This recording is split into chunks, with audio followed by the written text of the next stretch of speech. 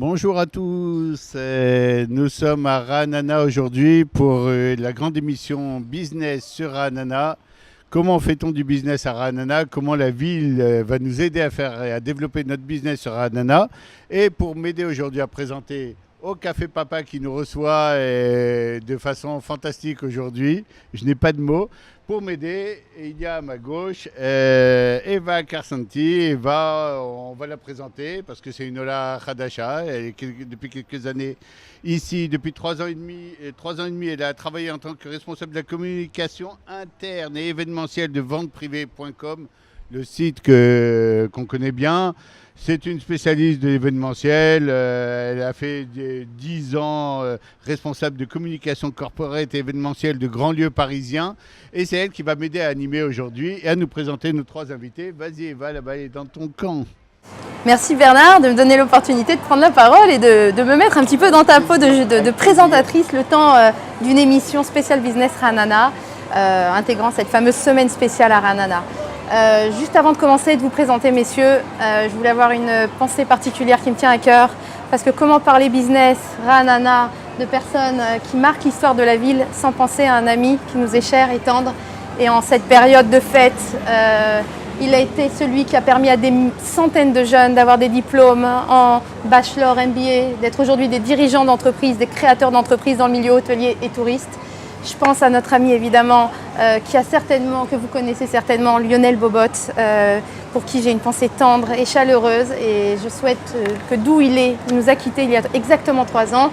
Il nous protège, nous, sa famille, ses enfants, sa femme chérie et tous ceux qu'il a pu mettre sur ce chemin et qu'il a réussi à intégrer sur le marché israélien.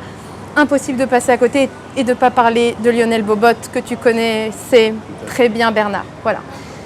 Aujourd'hui, je suis touchée par justement cette intégration en Israël et cette facilité culturelle d'avoir l'opportunité d'échanger avec des top managers que sont Stéphane Chouchan, qui nous vient tout de suite du Canada, qui revient et qui est arrivé de l'aéroport et qui me dit « Je suis là en basket, je viens », mais bien sûr Stéphane Chouchan.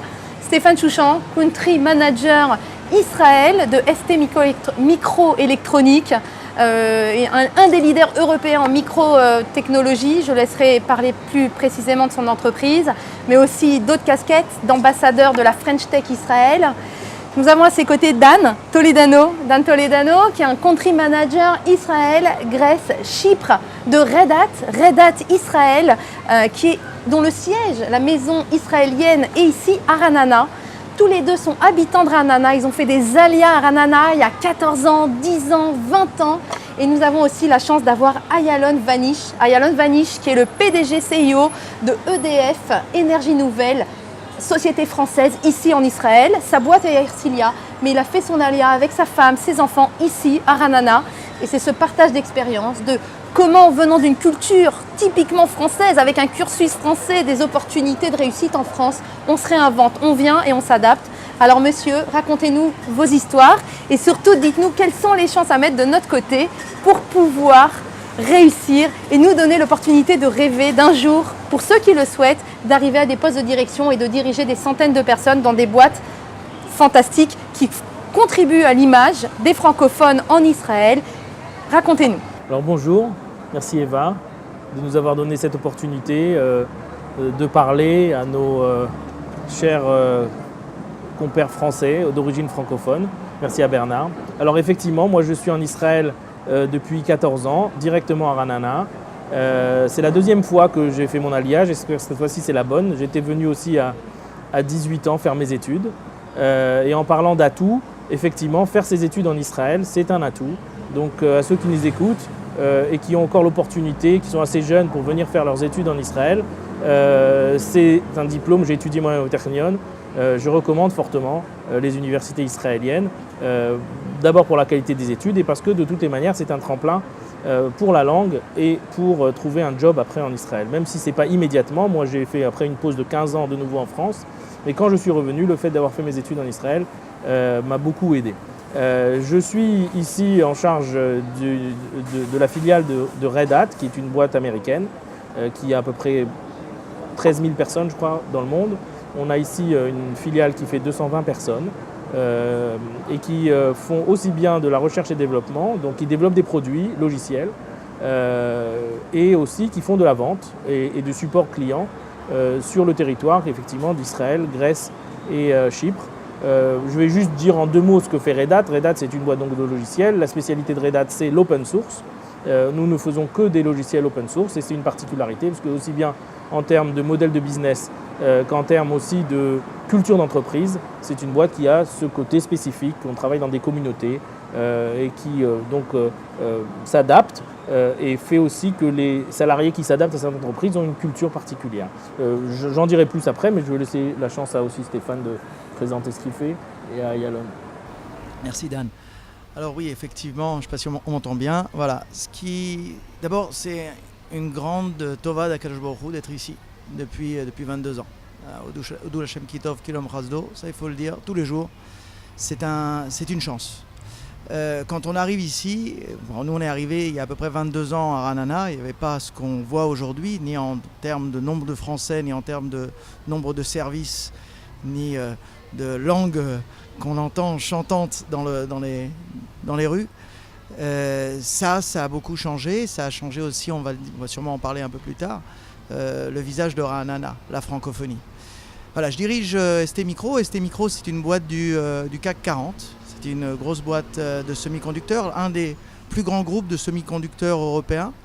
Et c'est le seul représentant du semi-conducteur français en Israël. Alors on est là depuis plus de 15 ans. Ce qu'on fait, c'est du semi-conducteur dans le domaine de l'Internet des objets, de la voiture intelligente, de ce qu'on appelle le transport intelligent aujourd'hui. Semi-conducteurs, ce sont les puces électroniques qui s'intègrent à peu près dans tous les systèmes qu'il y a aujourd'hui sur la planète. Et puis nos activités sont regroupées en 3 pôles, un pôle de vente et marketing, un pôle de développement, de recherche et développement et un pôle maintenant d'accélération de start-up. Récemment lancé en début 2018. Voilà. Donc pour cela, on regroupe plusieurs types de profils, des profils d'ingénieurs, des profils de commerciaux, mais autour de ces activités, on a surtout beaucoup d'activités avec les Français. Alors c'est vrai, vous le disiez, je suis un des partenaires de la French Tech et avec d'autres comme Ayalon, comme avec Dan et d'autres encore qui peuvent aider aux Français à s'intégrer. On essaye de servir de passerelle, de pont. Et puis aussi d'essayer d'être un peu des références pour pouvoir, pour eux, s'intégrer plus facilement. Puis en cela, avec le rôle de conseiller de commerce extérieur, on essaye aussi de faire des rapprochements entre les sociétés françaises, et cette fois-ci pas seulement de la communauté, mais simplement d'autres sociétés françaises comme des startups ou autres, pour pouvoir faire le pont entre l'Israël et la France, qui est un programme assez ambitieux, surtout en ce moment. Et puis voilà, et puis à Ra'anana, on en parlera un peu plus tard. Bonjour, moi je suis Ayalon Vanish, je suis arrivé il y a 11 ans en Israël avec toute la famille. Je n'ai pas fait mes études en Israël, je les ai faites en France et je considère comme Dan que ça aurait été un atout de les faire en Israël. C'est vraiment le bon moment pour s'installer en Israël, les études, apprendre la langue, écrire à l'université, rencontrer les futurs partenaires de la vie des affaires dès l'âge de l'université, c'est essentiel. On peut pas tout faire. J'ai fait mes études en France, j'ai commencé ensuite comme fonctionnaire en France. J'ai été consultant pendant de nombreuses années dans un cabinet international qui m'a donné l'occasion de voir que le niveau business, le niveau professionnel en Israël n'avait rien à envier à ce qu'on connaissait en France. C'était pour moi une découverte à l'âge de la quarantaine parce que j'avais une autre image d'Israël qui était touristique, familiale, mais pas business. Et on a décidé en famille de s'installer en pensant continuer une carrière de consultant. Je me suis installé à Ra'anana parce que les 3 partenaires du cabinet de conseil avec lequel je pensais continuer habitaient Ra'anana. Ça m'a paru être le bon endroit, une population qui nous ressemblait et une jolie ville. Pas plus que ça, on n'y connaissait rien. Et on s'est installé donc comme ça en famille. Et le changement professionnel est intervenu quelques années plus tard par un ami, Lionel, que j'ai découvert à l'Ulpan. On était ensemble à l'Ulpan, qui m'a présenté au directeur général d'une filiale du groupe EDF. Et c'est comme ça qu'a démarré cette aventure des énergies renouvelables en Israël. Je dirige donc une société maintenant qui compte une 50aine de personnes, qui construit des centrales solaires en Israël et bientôt des centrales éoliennes également. Donc on construit des champs entiers de panneaux solaires dans le désert du Negev qui produisent de l'électricité et qui la vendent à la Compagnie nationale d'électricité. Donc c'est une belle aventure dans une société complètement israélienne et avec un peu d'ADN français derrière pour rester fidèle à nos origines, à notre culture. Alors moi j'ai plein de questions à poser à 2-3 invités, mais je sais que tu as préparé quelques petites questions. Allez, on te donne la parole. J'ai préparé, mais Je t'en prie. mais la place est aussi à l'improvisation parce qu'en écoutant leur discours, finalement, la vraie question qui se pose, c'est comment, de votre background français et culturel, vous vous êtes adapté au marché israélien. Quel est votre rapport culturel français sur le territoire israélien et qu'est-ce que vous avez appris du territoire israélien pour vivre votre vie israélienne, chers messieurs? Je continue dans le même ordre. On respecte le même ordre. Je dirais que la première chose, c'est peut-être d'abord l'humilité. Je ne pense pas qu'on puisse venir en disant je vais apporter ma valeur ajoutée française quand j'arrive sur le marché israélien. Il faut d'abord écouter, apprendre et essayer de comprendre comment ça marche. C'est différent. Le business ne se fait pas de la même manière. Peut-être qu'aujourd'hui, en France, ça commence à ressembler plus à Israël que le contraire. On va plus vite, on est plus agile. Au début, on appelle ça de la chutzpah israélienne, mais non, c'est de l'efficacité. Donc l'humilité, c'est de comprendre que un coup de gueule dans une négociation, des fois, ça fait accélérer une négociation plutôt que c'est des nerfs. Non donc l'humilité d'abord, pour essayer de comprendre. Et puis oui, effectivement, au fur et à mesure qu'on s'imprègne, qu'on rentre dans une entreprise et qu'on essaye d'apporter sa valeur ajoutée. Alors il y a une valeur ajoutée professionnelle, mais il y a une valeur ajoutée culturelle. C'est vrai qu'en France, on a plus de méthodes, on documente mieux les choses. La partie écrite est plus importante dans la communication et des fois ça manque dans la façon de travailler en Israël. Et quand on l'apporte, c'est une valeur ajoutée. Mais les gens l'apprécient, les clients l'apprécient, les collègues l'apprécient, les partenaires l'apprécient quand on sait l'apporter de manière pas agressive, mais de manière, on va dire, naturelle et progressive. Je veux lier ça un peu à Ra'anana quand même, parce que cet apport culturel, ce qui est important quand on le vit dans la cité, en fait, à Ra'anana, c'est qu'on n'est pas les seuls à apporter un apport culturel. Ra'anana, la beauté de Ra'anana, c'est vraiment son côté international, tu l'as dit Stéphane. Je ne sais pas, je ne connais pas les chiffres précisément, peut-être que Nechama nous le dira après. Je pense qu'il y a plus de 30% de Ra'ananiens qui ne sont pas natifs d'Israël. Et ça vient de plein de pays. Les francophones ne sont pas majoritaires, c'est plutôt les anglophones qui sont majoritaires. Et même les anglophones, ils viennent de plein de pays, d'Angleterre, d'Afrique du Sud, d'Amérique, etc. Donc quand on vient à Ra'anana, on a l'opportunité de connaître d'autres cultures, pas seulement la culture israélienne, mais d'autres cultures et d'autres façons aussi de faire du business. Et ces choses-là, on l'apprend pas seulement au travail, on l'apprend à la synagogue, on l'apprend au supermarché quand on fait ses courses. Et cette communication de tous les jours avec les voisins, avec les gens qu'on rencontre dans la rue, avec les gens qu'on rencontre encore une fois dans la synagogue ou à la sortie de l'école avec les enfants, ça crée un network. Et ce network crée des opportunités de travail. Des opportunités de recherche du travail pour quelqu'un qui est chercheur d'emploi, mais aussi des opportunités d'affaires. Moi, j'ai créé des contacts clients à Ra'anana par des rencontres fortuites dans la rue, à la sortie de l'école, etc. Donc Ra'anana, c'est un puits de network important et aussi c'est un puits d'enrichissement culturel au contact des Israéliens, mais au contact aussi de tous les gens qui sont là. Oui, c'est effectivement cela, et j'ajouterais à 3 choses en fin de compte. La flexibilité, l'adaptation, puis le networking. Alors ce qui nous manque, on a un gros écueil à éviter, c'est que Ra'anana n'est pas une ville française. Beaucoup de Français qui se disent « Où est-ce que tu fais ton alia ?» Quand il y a 22 ans, je disais ça à ton papa, je vais à Ra'anana, tout le monde me demandait où est Ra'anana. Et aujourd'hui, on fait son alia à Ra'anana. Je reviens du Canada, les gens connaissent même Ra'anana. Donc, dans un premier temps, déjà être flexible, c'est-à-dire penser positif avec les gens qui sont là et s'adapter énormément à ce qu'ils nous disent. L'Isrom, on entendra beaucoup ce mot-là, c'est-à-dire s'adapter, s'intégrer et on va faire une sorte de communauté à part. Ça, c'est très, très, très important. Chose qui est pour nous parfois très rassurant, mais parfois peut être aussi un écueil. Une chose qui est aussi importante, c'est le networking.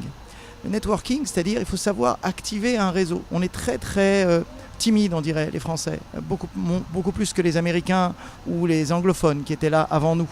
On parlait des Argentins, on a parlé des Sud-Africains, on a parlé des Américains. Il faut savoir que Kazan, c'est un Américain de New York qui est un des fondateurs de Ra'anana.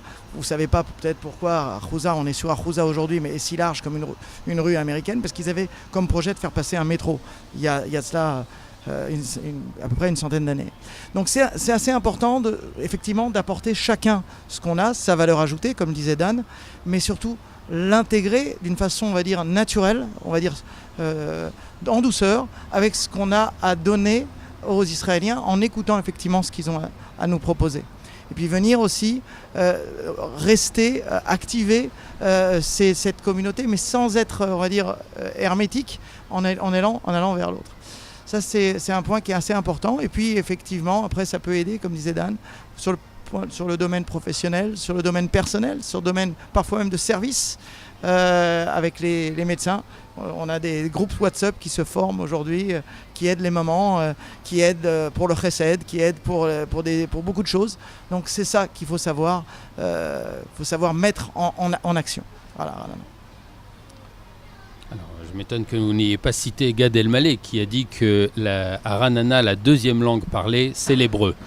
Et c'est important de comprendre que Ra'anana, ce n'est pas exactement une ville représentative de tout Israël.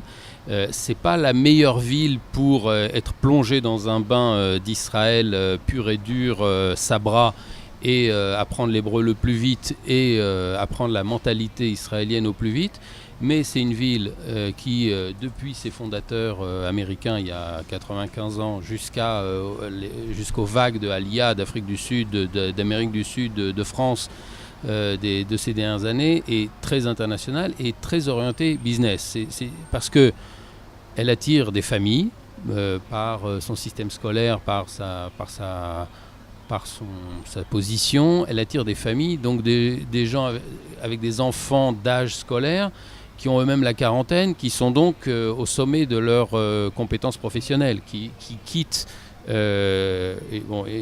aux États-Unis ou en Europe une carrière et qui ont un besoin fort de continuer à travailler. Ils arrivent en général sans doute avec plus de réserves financières que la moyenne des Olim. C'est une Aliyah plutôt CSP+, parce qu'il faut tout simplement pouvoir investir dans l'immobilier à Ra'anana, ce qui est cher. Donc c'est des gens qui arrivent assez aisés en général, mais qui ont besoin de travailler parce qu'on peut pas vivre éternellement sur des réserves d'avant la Aliyah. Donc tout le monde arrive avec une envie de créer ce network, d'aller vers les autres, de chercher. C'est ce qui a donné aussi naissance à un réseau qui s'appelle ICB, un réseau qui a aujourd'hui 800 membres actifs, qui est né à Ra'anana. C'est trois amis qui gèrent ça, Harry Tebeka, Philippe Ambroso et Aaron Bahar, qui gèrent ce réseau d'offres d'emploi, de recherche d'emploi et d'offres d'opportunités professionnelles de gens qui font du business development entre Israël et l'Afrique, qui recherchent tel contact dans un pays d'Afrique. Et c'est un réseau francophone qui marche très bien, qui ouvre des opportunités. Comme je vous l'ai raconté, c'est aussi avec mes copains d'Ulpan, on était tous à la recherche de la prochaine opportunité professionnelle que s'est présenté pour moi le recrutement au sein du groupe EDF que je ne connaissais pas auparavant. Donc ça crée ces opportunités. Et ensuite, les entreprises dont on parle sont toutes des entreprises israéliennes, les entreprises que nous dirigeons tous les trois, qui fonctionnent en hébreu selon les standards israéliens. On a chez EDF pour nous une petite surreprésentation de Français qui sont des Olim. On n'a pas d'expatriés, on n'a que des Olim francophones qui apportent quelque chose. Et alors pour revenir au tout début de votre question, la valeur ajoutée française, il faut être modeste, elle existe, elle n'est pas nulle, mais elle est difficile à faire ressortir parce qu'il faut d'abord que la langue et la culture, l'acculturation permettent de s'intégrer dans la société. Et ensuite, on a quelques cas parmi les Français chez nous qui apportent une vraie valeur par leur rigueur et leur capacité analytique. Alors il nous reste très peu de temps, mais si on avait plus de temps, je vous aurais posé la question, est-ce que la kippa est obligatoire pour réussir en Israël ? Mais je m'en passerai, je poserai juste la dernière question de l'émission. On vous recontactera parce qu'on a envie de vous entendre plus, c'est assez passionnant. La question est la suivante. Très souvent, moi j'ai fait des salons en France, on va expliquer à des futurs Olim, et puis les types te disent ouais, mais en France, moi je gagne correctement ma vie, en Israël je sais pas ce qui peut m'attendre, etc. Effectivement, dans un forum comme aujourd'hui, on s'aperçoit que oui, on peut même être chef d'entreprise en Israël. Alors, si vous aviez un conseil à dire à ces gens-là qui pensent qu'en Israël on est condamné à travailler dans un call center, quel est le petit conseil ou le petit encouragement qu'on pourrait dire avant de boucler l'émission ? Je rencontre beaucoup de Olim potentiels qui veulent parler à des gens et qui, soit parce qu'ils sont là en vacances, soit parce qu'ils ont appris mon nom. Et dans mon domaine qui est le domaine de l'informatique, on va dire au sens large, et qui me posent cette question. Est-ce que j'ai mes chances ? Je dirais que je ne connais pas dans mon domaine de gens qui ont fait leur aliyah et qui n'ont pas progressé dans leur carrière en Israël. C'est un peu agressif de dire ça. Dans mon domaine, il y a toujours un moment de réflexion, de répit, où il faut apprendre la langue, où il faut s'adapter. Mais le monde de la high-tech en Israël est un monde bouillonnant, où il n'y a pas de chômage. Il suffit des quelques règles qu'on a dit, l'humilité, l'ouverture d'esprit, l'apprentissage, pour rebondir et après progresser et aller plus loin que ce qu'on aurait pu faire en France. Et encore une fois, je reste dans mon domaine qui est un domaine qui est privilégié en Israël. Donc oui, les gens qui sont dans mon domaine doivent venir en Israël parce que c'est ici que ça bouge, c'est ici que la technologie se fait. Alors il n'y a pas que la high-tech, effectivement, Dan. Effectivement, nous on est assez privilégiés, tous les trois. On est dans le domaine de la technologie. Mais il faut aller vers l'autre en fin de compte. Il faut aller rencontrer, ouvrir des portes, essayer, parler, se dévoiler peut-être un petit peu, être un peu moins pudique. Les Français sont très pudiques. Et puis en ouvrant des portes, on rencontre des gens. Et c'est la plus grande richesse qu'on puisse avoir. C'est-à-dire apprendre à connaître, apprendre à parler, déjà la langue. C'est très, comme disait Ayalon, c'est important, le langage. Il ne faut pas que ça soit une barrière. Il faut vite, très vite. Rentrer dans le langage, dans la culture, ce que Ayalon a précisé, la culturation, mais effectivement c'est tout un ensemble assez complexe d'universités, d'armées, d'expériences professionnelles qui manque énormément. Ça on l'a pas dit, mais c'est très important. Moi j'ai fait des Milouim par exemple, ce qui m'a aidé énormément. Après avoir fait mon service militaire en France, quand je suis arrivé, j'étais encore un peu jeune, donc ils étaient d'accord pour me prendre, et c'est très très important. Les Milouim est un lien social. C'est le premier. Avant Facebook, c'était le plus grand réseau en Israël, faut le savoir. Et puis ça permet de se connaître. Donc ouvrir, et aller et s'ouvrir, ouvrir des portes et s'ouvrir vers l'autre. Ouais. Et tu dis Milouim, c'est pas seulement le réseau, c'est aussi prouver que, et comme pour la langue, c'est prouver qu'on a donné de sa personne. C'est-à-dire qu'on ne peut pas être touriste en Israël et espérer réussir. On peut, en donnant de sa personne sur l'hébreu, sur les Milouim, sur le volontariat, on a plusieurs copains qui sont volontaires dans les gardes frontières, par exemple, des gens de notre âge, qui se sont portés volontaires pour faire quelque chose pour le pays. Ça crée un respect et une envie d'aider de la part de nos contreparties israéliennes qui n'attendent que ça. Et encore une fois, à ma connaissance, aucune personne sur le carreau parmi les gens qui ont fait l'effort. On va remercier Dante Edano, Stéphane Chouchan et Ayalon Vanish pour cette émission qui était très très sympa. On va remercier Eva qui a fait un travail extraordinaire pour que cette journée ait lieu. On va remercier le Café Papa qui nous a accueillis toute la journée et la ville de Ra'anana qui a été aussi très très présente pendant toute cette journée. On espère que vous allez nous accorder un peu de temps et venir même à Jérusalem au studio pour détailler un peu votre activité. Ça nous ferait très très plaisir. Merci à tous et à très bientôt.